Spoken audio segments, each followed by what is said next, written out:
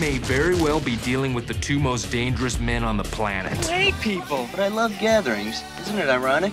I'm Jay. This is my head of a life mate, Silent Bob. You gotta be kidding me. I'd really like us to be friends. What'd I tell you? She just needs the right guy. Hey man, Noochie Noochies! Say what you will about Jesus, but leave the rings out of this. Hey everybody, welcome back to the channel. I'm John and this is Matt, and today we're going to be discussing one of Matt's favorite directors of all time, Kevin Smith. We're going to split this up into two parts though, so this is going to be part one where we talk about Clerks 1 through Clerks 2, so 1994 through 2006 Kevin Smith movies. But before we dive into that, if you are a fan of film reviews, 4K Blu-ray reviews, tech reviews, game reviews, TV reviews, we try and do them all here on the channel. Nothing helps out more than by liking this video and subscribing to the channel. So Matt, I know you're a bigger fan of Kevin Smith than I am. I'm just really kind of falling in love with his work now. But what really brought you to him? Hey, are you trying to say that you're the Silent Bob to my Jay? I do love to hear myself talk, I'm not gonna lie. Yeah, I was doing a Silent Bob bit there. I got it. So, I discovered Kevin Smith a little late, I guess. I mean, earlier than you, but I remember I was at a sleepover when I was really young, and we got our hands on Jay and Silent Bob Strike Back. So, I never saw any of the other ones, and I thought this was a sequel to, because Strike Back, you know, it sounds like it's not the first one. So we watched it, and I had a great time, and I really liked it, and I just fell in love with the characters Jay and Silent Bob after that movie. And I've seen it a couple times over the years, but as I got older and I got more interested in movies, I went back and I started watching the other ones, and then I saw Clerks 2 in theaters, and I absolutely loved that, so I went back and watched Clerks 1, and then I filled in the gaps, Chasing Amy, Mallrats, all that stuff. And I ended up just really liking what he does with the movies. I love the dick and fart jokes with the Jay and Silent Bob. I love Randall from Clerks. You know, those are my favorite characters. And I just love the assortment of talent. He's got Ben Affleck's in these movies, Chris Rock, Matt Damon. Yeah, you got Rosario Dawson. He gets some of the best work I've ever seen at George Carlin on film. Yeah, George Carlin. Yep. Yeah. He's got a pretty deep bench in some of this stuff. Will Ferrell was in Jay and Silent Bob. He is hysterical. Wes Craven, like well, I mean, Jay and Silent Bob is more of I guess like a fan service movie. It's a very meta film. It's really talking about the film industry in general. But I mean, that's ranked very high on my Kevin Smith list because that's also the first one I've seen. So I kind of gauged it as like, that's where I started, so I'm into Kevin Smith for the dick and fart jokes and the raunchy jokes and the humor and the comedy. So as where I feel like you are looking at Kevin Smith more as on the director side, and you like to see the film and the story and all that stuff. I'm just here for the dick and fart jokes. But I like the other stuff also, but that's why we have a different list. Yeah, our rankings would be very different from each other. Right. So, honestly, let's just dive right into it. The way Kevin Smith started was he was working at the Quick Stop. Yep. He released 1994's Clerks, which is considered one of the greatest independent films of all time. He funded it. He maxed out all his credit cards. Yeah. You know, he filmed it. The story worked out at night. All to just make this movie work. He filmed it in black and white. Mm-hmm. Anywhere to cut costs, he did it. And he did it with all his buddies. And you know what? He made his dream come true. Yeah, and it's still a good movie. It still holds up today. And we just watched it recently, obviously for this, but I watch that probably once a year because I love that movie. Now, I don't know if you came to Clerks the same way with this, but the first time I ever saw Clerks was with you after we saw Clerks 2. So I never saw Clerks, but I saw Clerks 2 in theaters, and I loved it, and I thought, oh, Clerks must be just like this. Right, no, it is a big jump from Clerks 1 to Clerks 2, but there's a ton of movies in between that are the stepping stones to get to Clerks 2. Yeah. So, I mean, I remember the first time watching Clerks, I didn't really like it because I came from Clerks 2 and I was too young to understand and appreciate a lot of the stuff that was going on. But now, I absolutely love that movie. Oh yeah, Randall's speech at the end really is very, just very philosophical. You could tell that Kevin Smith was looking at the world very different in 1994. Almost like with a half glass empty kind of look at it compared to like how he probably looks at it now. Mm-hmm. So you really felt that on screen. I really felt and that's also where we first got introduced to Jay and Silent Bob. Mm-hmm. Kevin Smith plays Silent Bob. Yep. And the movie's still hysterical. I mean, the girl banging the dead guy in the freaking bathroom is one of the most... And they bring it back up, actually. Yeah, they do, yeah. What was that, in Chasing Amy, where they bring it up? Like, oh, that was your friend? Yeah. Yeah, all his movies, with the exception of Jersey Girl up to this point, in where we're stopping at Clerks 2 for this video, but with the exception of Jersey Girl, everything is... like, it's linked and related somehow. It's in the same universe. A lot of the characters overlap, mainly Jay and Silent Bob, but Ben Affleck and Jason Lee we forgot about. He plays a few different characters along the way, and I think both of his characters are actually in Jay and Silent Bob. The guy who plays Dante. He's Brody and Holden. Is he Holden or Banky? Yeah, he's Banky. Yeah, he's Banky, because that's who they were looking for Banky to get their money. Yeah, but he also plays a different character that's not in Jay and Silent Bob in Dogma. Because Dogma is this one movie that's a fantasy, pretty much. But it still somehow feels very much like a Kevin Smith movie. It's got that lighthearted feel to it with some real thoughtful jokes. You know, Chris Rock was in that one, and Jay and Silent Bob were in that also. That was a good one. I mean, there's a lot of good comedy in that also. But see, my problem with that one is I'm not a huge Affleck and Damon guy. So that and them kind of leading the movie was kind of tough for me. So I was like, I don't hate it. I do enjoy it. I like it more and more every time I watch it. But it's not my favorite Kevin Smith movie. Well, as it turns out, Dogma is my favorite Kevin Smith movie. And this actually really surprised me this time when I watched it. Because I wasn't expecting that, but... I wanted to rewatch it immediately after finishing it. I don't know if it's at the point I am in my life, but like just the whole spoofing on religion thing, like the way George Carlin introduces the buddy Jesus in the beginning, like just all throughout, it was all hysterical. I loved actually Ben Affleck and Matt Damon's like back and forth in this. I thought they had a great relationship, and you know, Matt Damon playing Loki, which ties perfectly back into him playing Loki in the MCU. Like I love that they took a Dogma joke and put it into the MCU. Yeah. So that's really funny. I thought that was great. I love Dogma. I really did. It's good. It is good. I remember renting that movie with my mother when I was young. I might have even seen that before Jay and Silent Bob Strike Back, or we might have watched that because I like Jay and Silent Bob, so we might have asked the video store guy, he's in Dogma. So I remember we got about halfway through that, we just shut it off because we had no idea what was going on. We just didn't like it. And I came back to it years later, and I finally finished it, and I enjoy it more. But again, I saw that very, very young.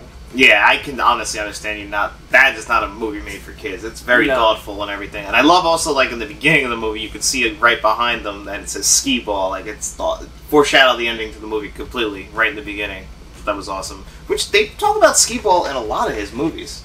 Yes, someone loves skee ball. Yeah, but speaking of Dogma.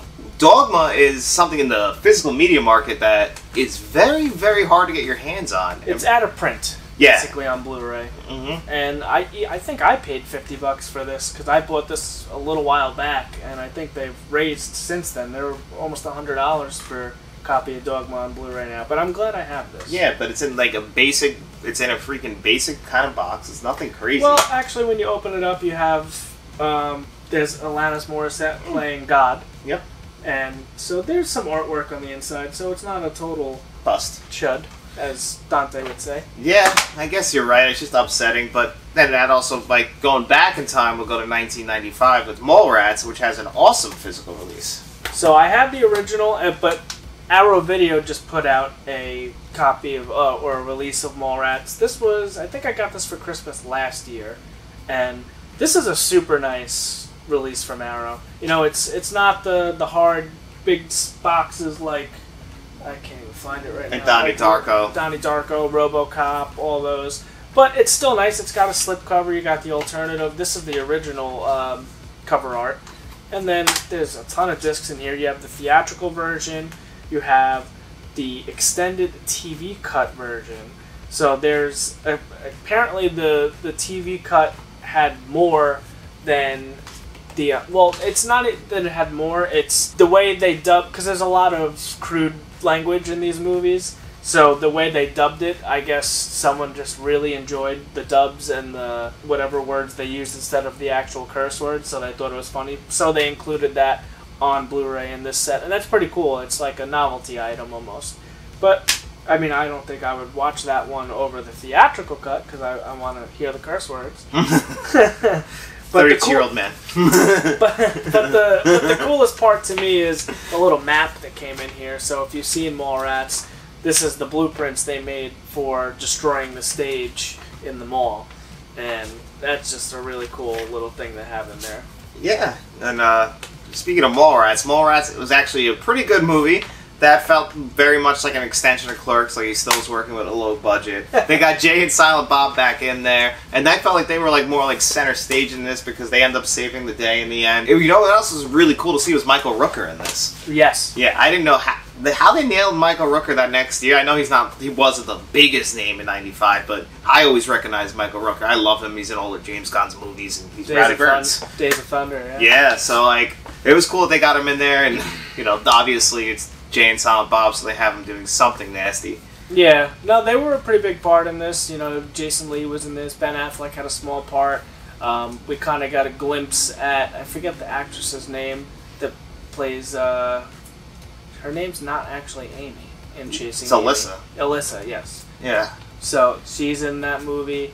You know, they're just at the mall, so these characters end up at the mall. Yeah, it's just a day in the mall. I actually had a cool performance from Stan Lee in this movie, which was nice to see. Very cool. It's very much, this movie felt very much of 1995. Right, yeah. Very Gen X, like the sense of humor, the things that they're talking about are very much 1995. Right. So it might be a little jarring to go back and see, like, this is what people did in 95. They just hung out in the mall all day. That's what they did, that's how they talked. Because I listen to a lot of Kevin Smith podcasts, if you're familiar. He's got Hollywood Babylon. He's got the Fat Man Beyond. He does the Smodcast, the Wake and Bake, all these different podcasts and shows. But I remember he was telling a story about when he was writing, I think either Twilight of the Mallrats, which is not released yet, but that's Mallrats 2 basically, and Clerks 3 is coming out soon. But he was talking about, he was writing the script with his daughter Harley, and she's like, people don't talk like that, Dad. He's like, but because he's stuck in the he's a this is what was his generation. Yeah, so it's like people don't talk like that anymore. Yeah. So. Yeah, I really, but that was kind of like, Mallrats wasn't my personal favorite. I would say it's kind of a middle of the road for me. And then in 1997, he released Chasing Amy, which I think was his shot at, making like a rom-com. A romantic, yeah. That's pretty much what it felt like in his own unique way. And I think that out of all his movies, this is probably the one that has a storyline that might cause the most controversy nowadays. It definitely wouldn't come out in 2022. I could see that, I guess. Yeah. It's a movie and it's fictional. So. Yeah, I just know that this is the one that probably doesn't hold up the best. And as much as I wanted to even like this movie, it's not my favorite of his. Actually, this is probably. I think this is actually might be my last place. It's either my last place or my second to last place. Like I just didn't love it. The lead actress, I've never really been a big fan of her, except like I don't like Ben. I know you're not a Ben guy. Even with that killer goatee and his hair looking good like that. Yeah, it's alright.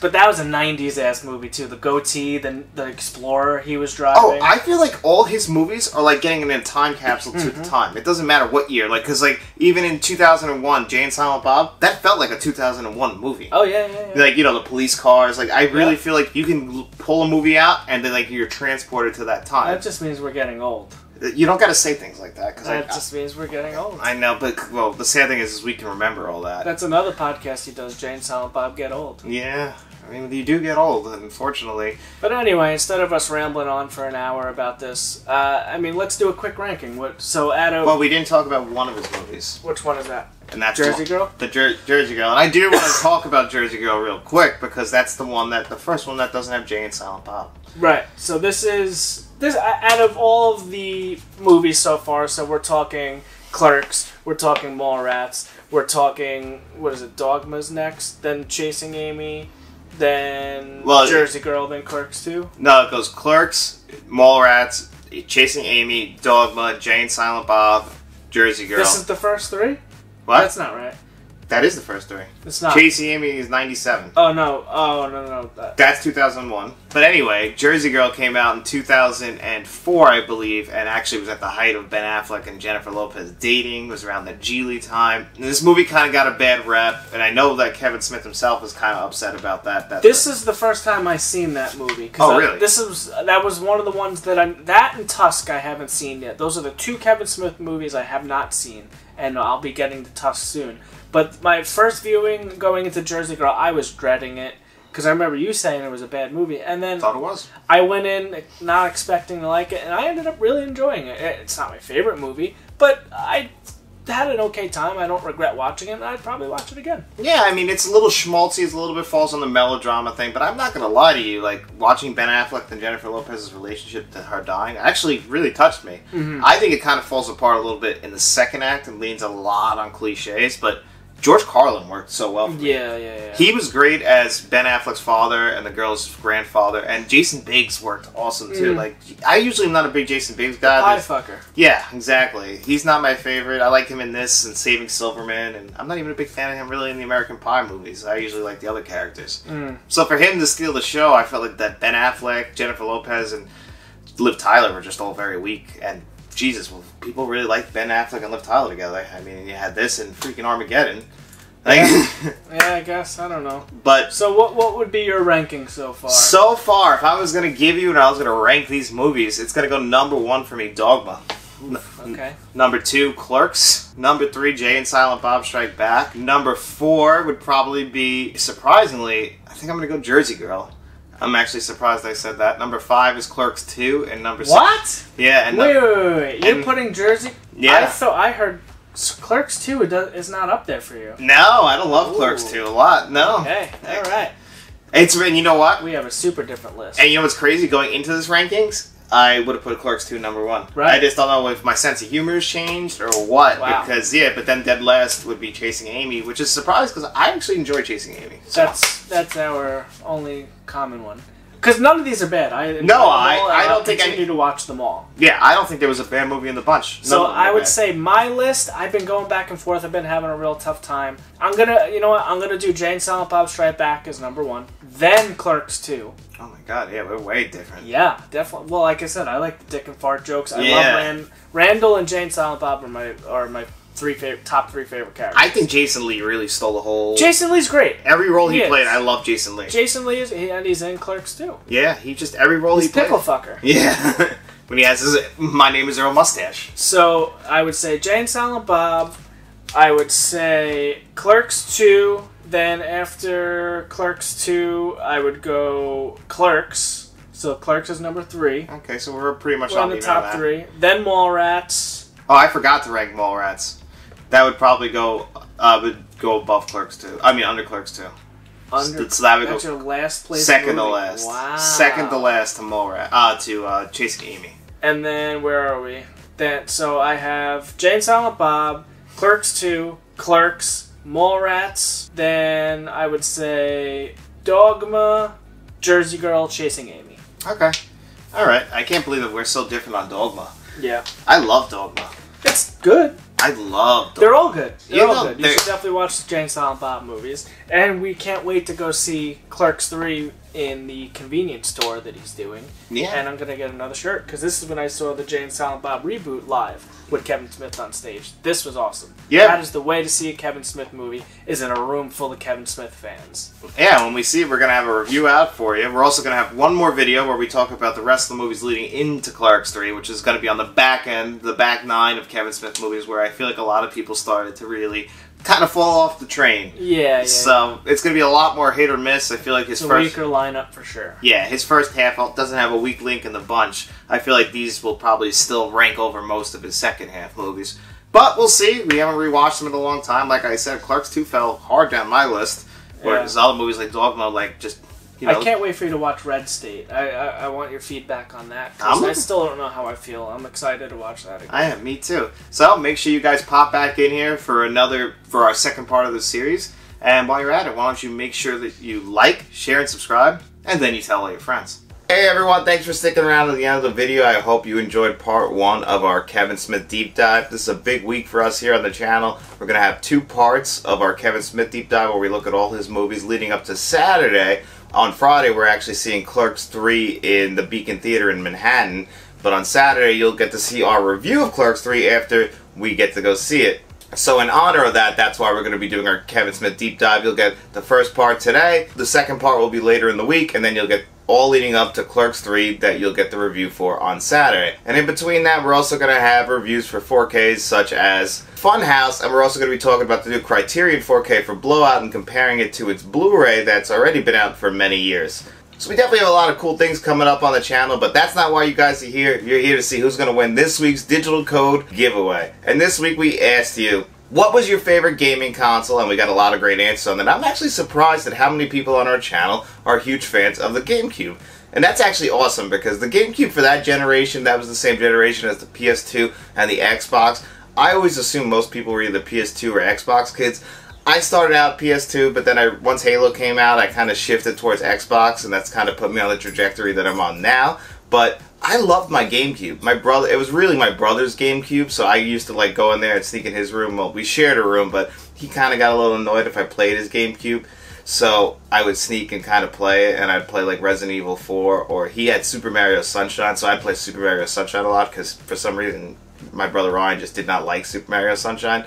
So I got to play that a lot. But it was just really cool to see that so many people have fond memories of the GameCube, because I've always felt like the GameCube is that lost, forgotten Nintendo console. So that was really cool. And we also asked you what your favorite spoof or satire film was. And another one where we had a lot of creative answers, one that really was very creative. I believe Kimmy recommended this. Well, not recommended, well, she told us that her favorite, or one of her favorites, was The Campaign, starring Will Ferrell and Zach Galifianakis. And I actually put that really like kind of incepted me, because last night me and my wife, because we're big fans of that movie, we actually saw it in theaters I think 10 years ago when it came out, so we actually went ahead and watched The Campaign last night. So that was awesome. I'm really glad that you guys all put all your favorites in there. You know, it sparked some old nostalgic memories for me, and sparked some old nostalgic memories for Matt, so it really does definitely raise that for us to, you know, just talk about video game consoles and movies and everything like that. It's awesome to do on the channel. That's the big reason why we do this digital code giveaway. But that's enough of me rambling on about some of my favorite stuff and some of your guys' favorite stuff. Let's spin this magic wheel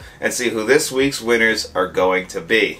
Alright, time for wheel spin number 1. Who's it gonna be? Who's it gonna be?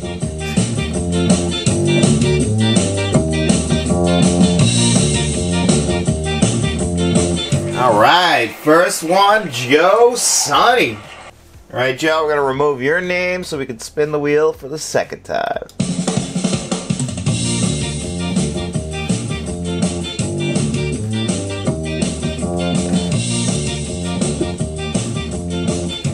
Wow, I was really close. I thought you were going to win that, Charlie.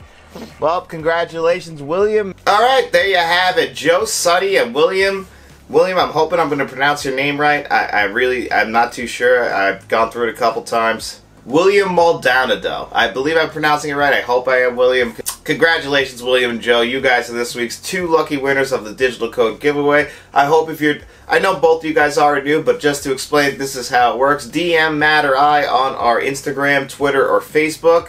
Or you can always email us at letstalkentmt@gmail.com, and you have your choice of any of the digital codes that you have seen in graphics here on the channel. Just let us know which one of the ones you want, and we'll send it right over to you. And as always, guys, if you weren't a winner this week, always come back to Friday's video where we do this again, and we ask 2 more digital code giveaway questions for you guys to enter. And then, as always, you come back to Monday's video, we spin the wheel and see who those lucky winners are. We hope you guys are enjoying everything we do here on the channel. Don't forget to get your questions in for the Let's Talk Physical Media episode 4 if there's anything you want to hear us talk about. It doesn't have to be related to physical media. It could really be anything. You can ask me if we like sports, if we like anything other than movies and video games or tech. Hey, we're open to any kind of questions. Nothing's off the table. You can ask Matt why he refuses to cut his hair even though he's clearly very bald. You know, these are questions that we need answers to. We need you guys to all ask them. So, as always, guys, thank you for being a fan of Let's Talk. Please make sure you like, share, and subscribe, and tell all your friends.